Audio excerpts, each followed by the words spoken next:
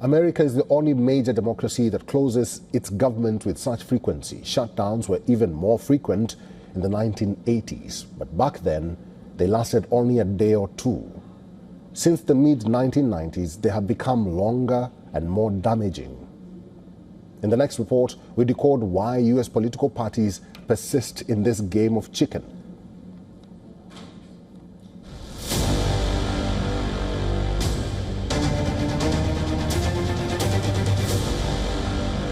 So with my signature, the federal government will now resume normal operation and make America affordable again for all Americans again.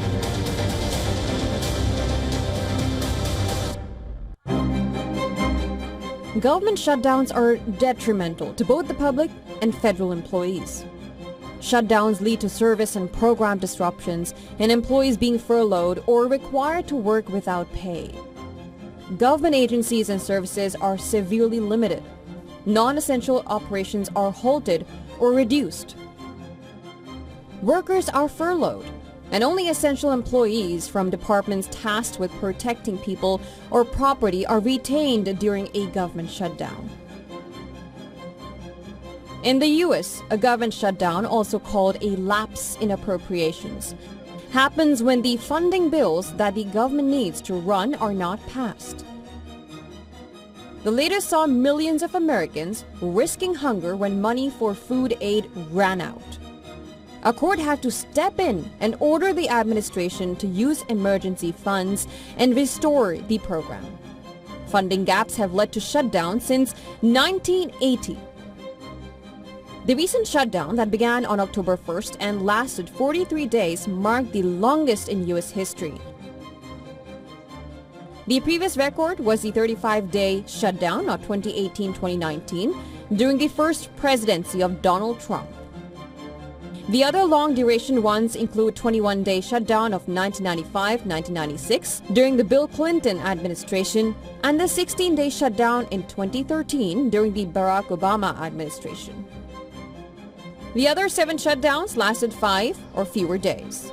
When everyone understands the impact of a cutoff in government services, why are U.S. government shutdowns so frequent?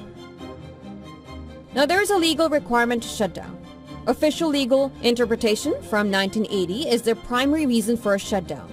A 1870 law called the Anti-Deficiency Act makes it illegal for government officials to spend money that Congress has not appropriated.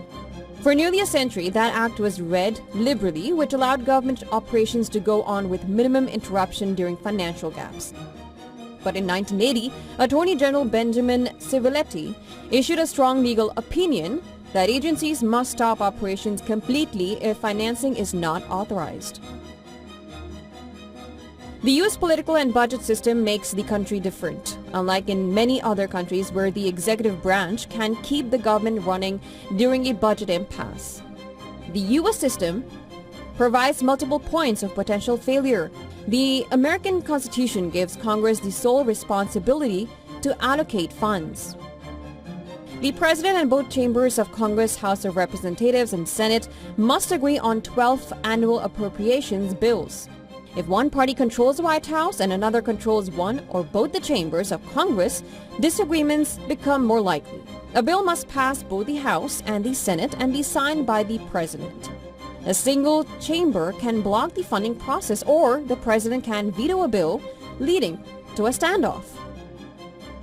Now, in recent decades, political polarization has increased significantly, making compromise harder to achieve.